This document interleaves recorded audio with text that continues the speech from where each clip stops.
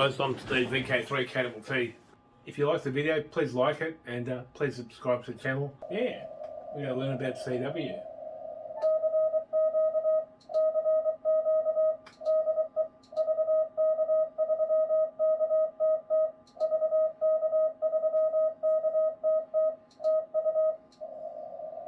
So some of you will wonder, what was that and what it's the sound? That's someone calling CQ, which you can do in voice obviously, and that's how it sounds in CW. That was my call sign, saying the CQ.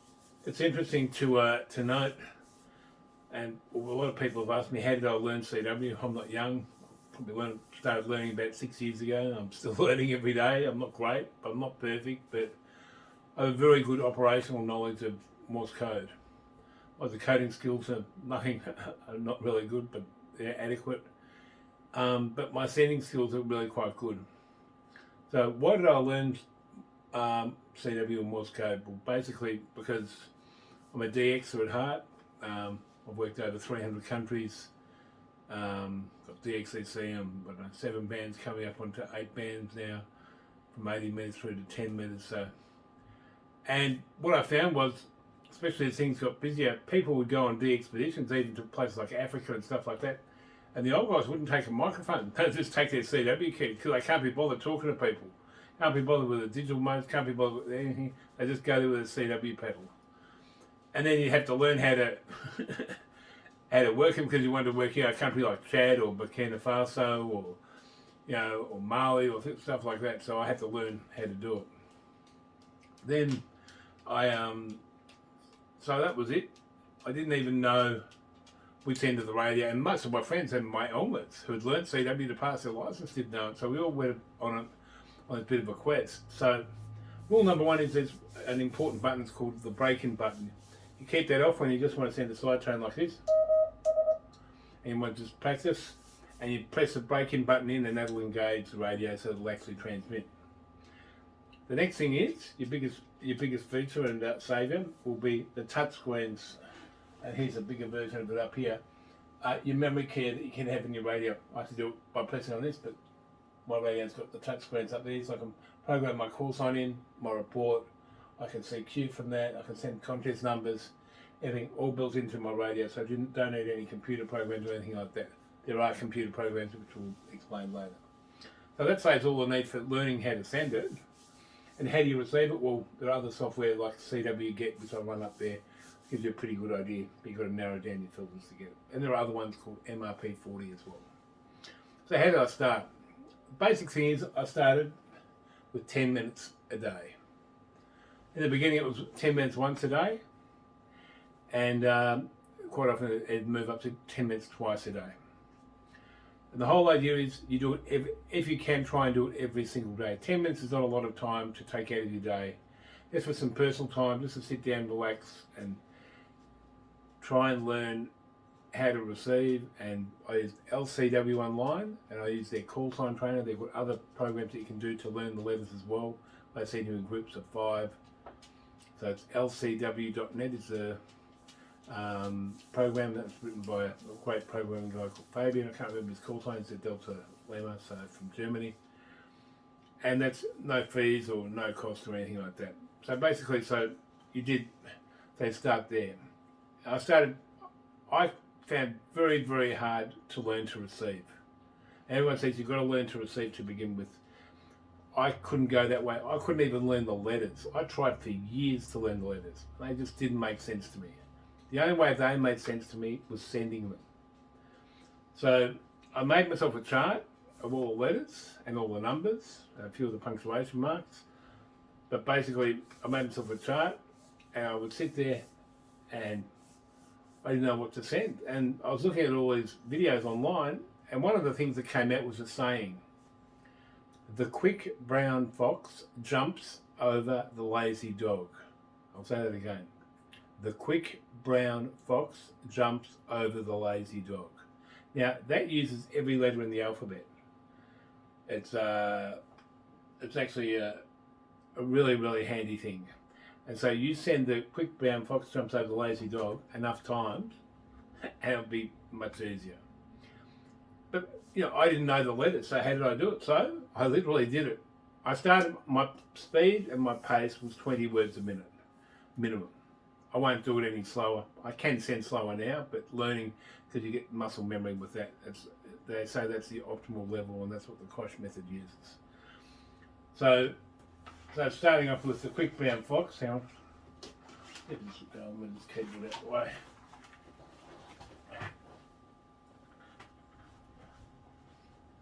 So the quick brown fox.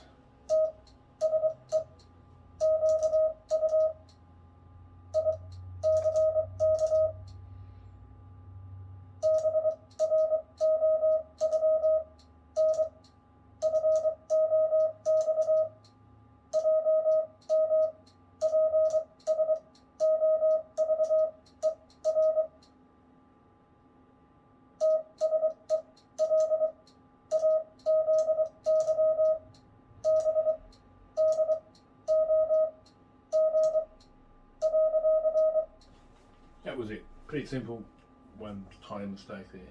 And I haven't said that for ages. So I just did that over and over again. And that's, you just saw that, I just went bang. No practice, I wasn't ready to get off a script or anything like that, and that was just how it comes out. So that was my basics to learn how to send, and then that taught me the letters. And then my speed got a bit quicker, I can send my call sign. Yeah, that's my call sign, and then with the break on the end. And then, so we did that, and then I used my buttons to send my call sign when I was working at dx'er. It'd be, just go by pressing this. If you're sending it for hours, it's pretty hard to send it manually. And then you send them their report, or you send them the report out as I do it, which is sending my report, and then at the end I send my call sign, so I go like this.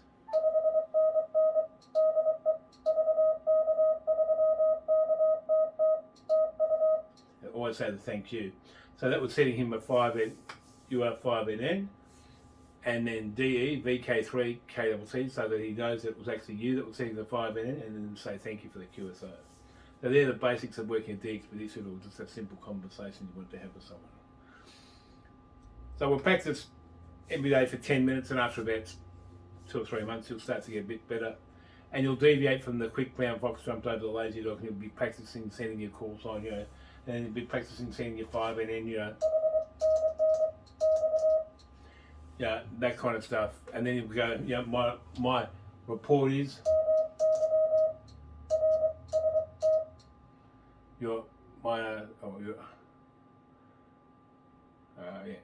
RST is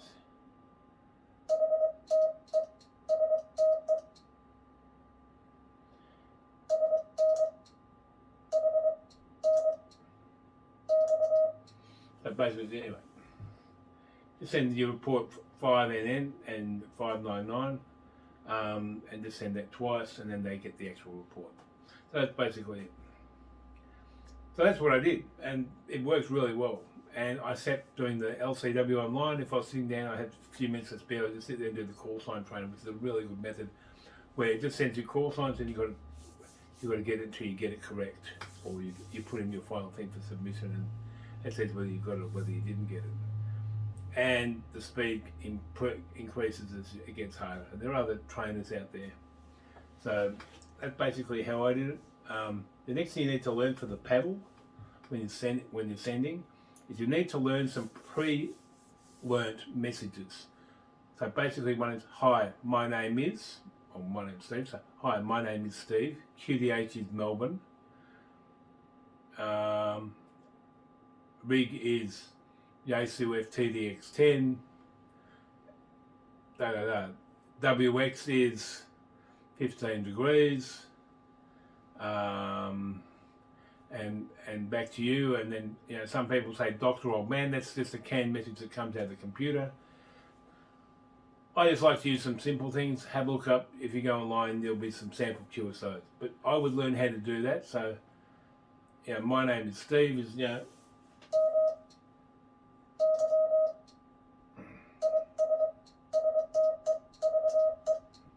QDA.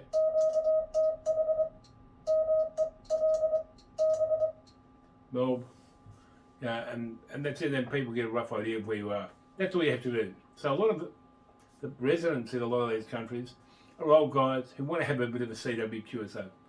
He doesn't need to know what colour it depends on wearing, but he'd like to know your name, your QT8s, so those basic things.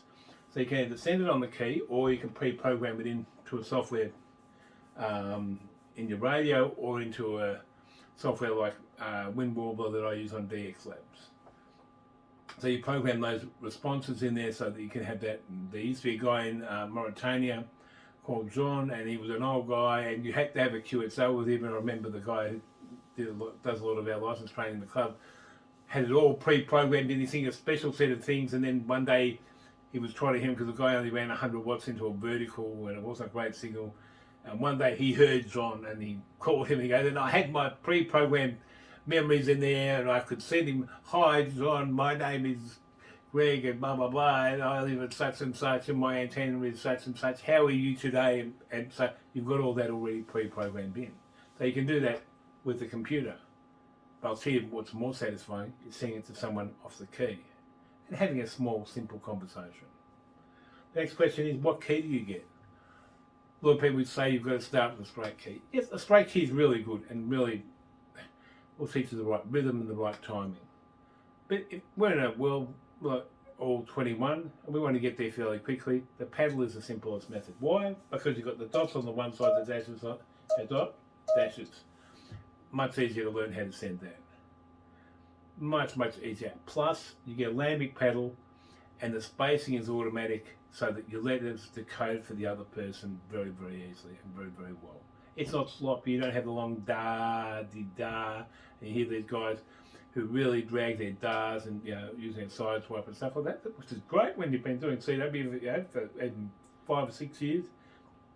You can understand that, but not when you're a beginner and you just want to, you're barely getting it happening. So anyway, so that's it, every day. And I try to make myself have at least 2 or 3 QSOs a week. Conversation, work 2 or 3 stations in the week. And started with 1, and then it builds up to 2 or 3, and now I probably have about 10 or 15. And the other good way to do the CW is there's a lot of park activators who use CW. And you'll know their call sign, and it's really good. They're really patient, and most guys in Morse code don't care if you make a mistake. A mistake is nothing. It doesn't really. They just brush it off. And most people, the coding is mainly just getting the gist of the conversation.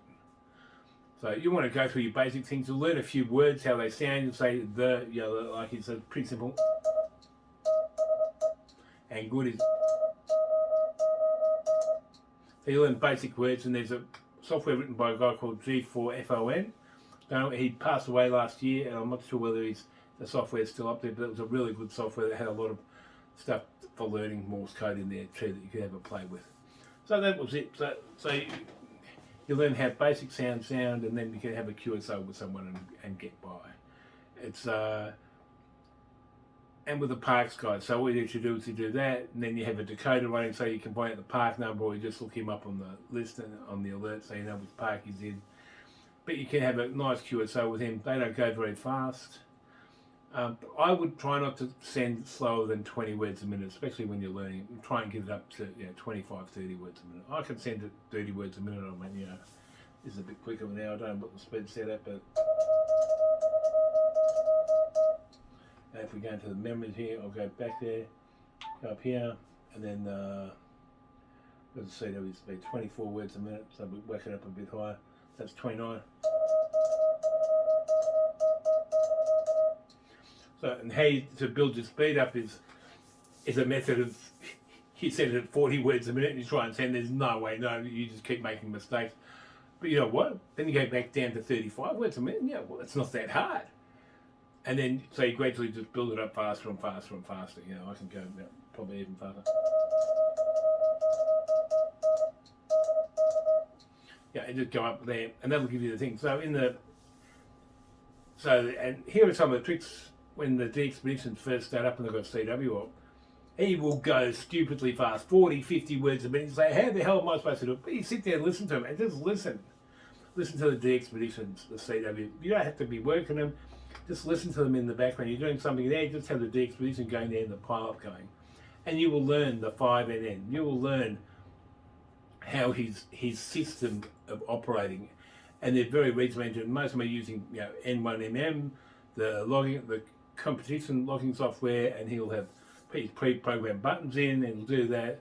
And a lot of the old school guys will send 73s or whatever to their mates and talk off the paddle.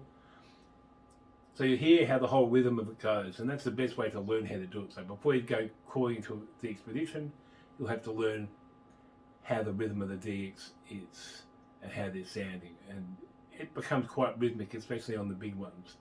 Then you'll have to learn about split, so you'll be receiving him, let's say on 28020, but the pipe will be up 1 to 5, so you'll have to find a gap somewhere between 28021 and 28025.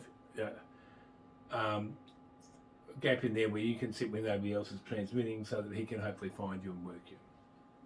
We'll work on pile-ups training a bit later on, but that gives you an idea. And then you've got your memory there. You can sit there, just press the button all day, the call sign. Then when he calls you back, and here's the thing: you're sending your call sign enough times, which you got your message thing up there. You send your call sign enough times, you'll remember it. It's.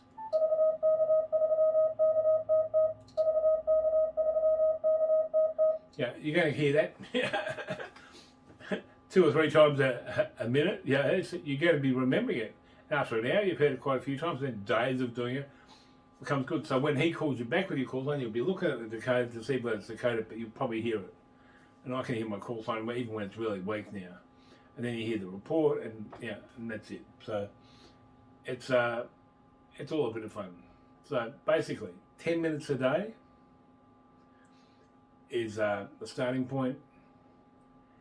Then work on the receiving, so do that through LCW Online or one of the other Morse code tools.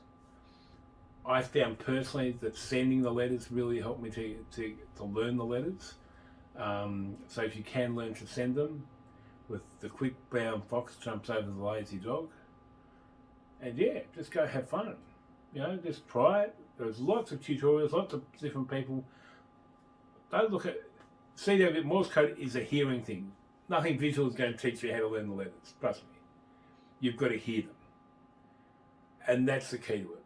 So you've got to hear the letters. So even if you do something where you just got this thing where you type in a letter and it comes up and it plays it, so you know what each letter sounds like. And then you learn what your call sign sounds like. Then you learn what your name sounds like and those kind of things. Because people will answer you with your name. And then you've got to learn to send other people's call signs. Now this is a tricky one that a lot of people don't cover. So you're working someone, so you've got to send this call sign. Well, how am I supposed to know your call sign? This is, and that's my friend, Brendan, and, but you've got to remember how to practice it. So a lot of the people who you're already going to call and talk to, it's a good idea to turn off your break-in and just practice sending their call sign a few times. So if you're operating POTA guys or summits of the air guys, remember, so try and practice their call sign first, so that when you go to give them your report or you want to have a bit of a chat to them, you've learned how to send their call sign without mucking it up and getting yourself embarrassed.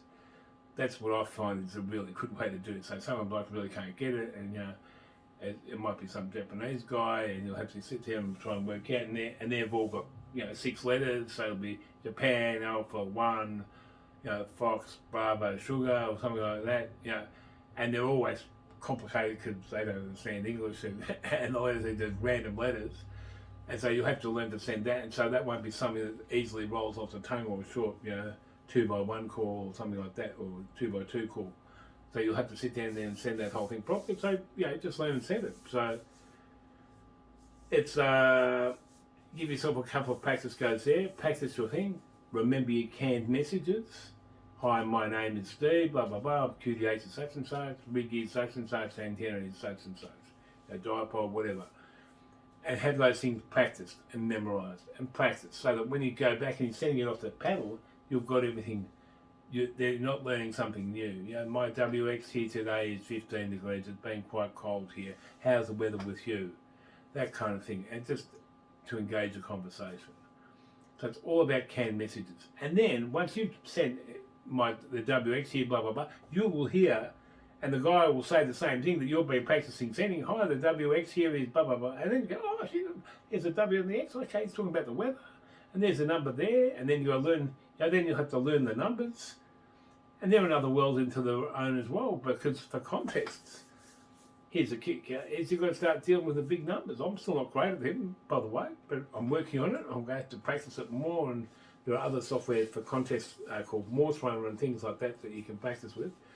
But you've got to learn how to read their numbers. So what I do, because I'm not very good at reading numbers, I'll sit there and I'll listen to a guy who I want to work in CW, and I'll listen to him sometimes for 5 minutes to work out what number he's up to, and then I work out the number that I get when I get through to the pile-up to get to him. I go, okay, I'm 647, so you already know his number before he gives it to you. That's the key to it, unless they've got multiple stations and they're different. But that gives you a really good idea of tips and tricks of how to get in the contest. So listen to him for a few minutes, work out what number he's going to be when you work him, and then you know that you can pre-fill that in without having to actually understand what he's saying. In a contest, they only want your call sign. You don't have to send back his call sign. You just give him a 5 and then with his contest number and thank you, and that's it, and move on to the next one. If he doesn't know what, they'll be calling you back with, and that'll be, what's that? Repeat, repeat, and or here's another one. They had a pile up. If you forgot to hit the split button, you'll hear this. Up, which that is. Because you're transmitting on the DX and you'll hear this phone, you say, oh, well, what they're saying there? And then you have a look at your screen because it'll be up and you should hit the split button. Simple little things like that will happen. Anyway, I wasted too much of your time today. Thanks for listening and or watching.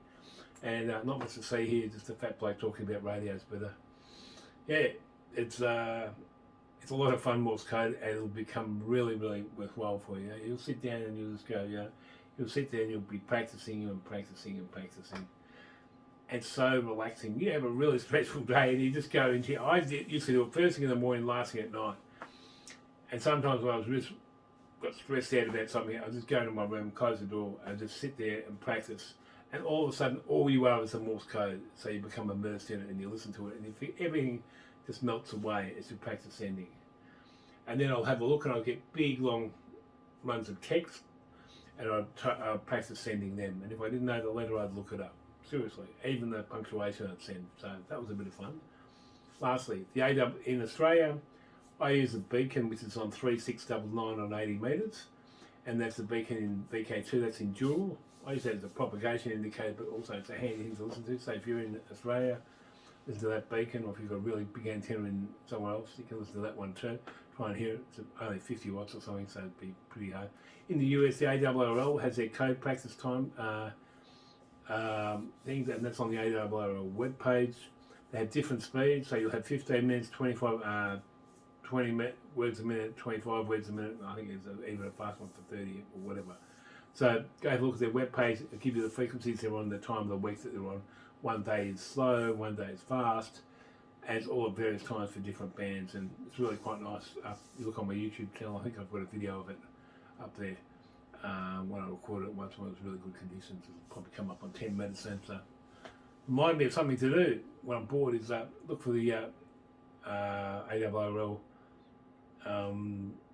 CW practice sessions. Anyway, 7.3s everyone, have a great day. I hope you work some DX. 10 minutes has been cracking for the last couple of weeks and I've been really enjoying it. Nice to hear it back. I've worked over 100 countries on 10 minutes this year, so just running barefoot and into the beam. So have fun. Get out there, turn on your radio, actually talk to someone in sideband or use CW. Digital modes are great, better more so when we've got a dull cycle. When things are busy, find that microphone, plug it in so you're ready in case somebody comes up and has a chat to you. 73s. It's 8. Bye-bye.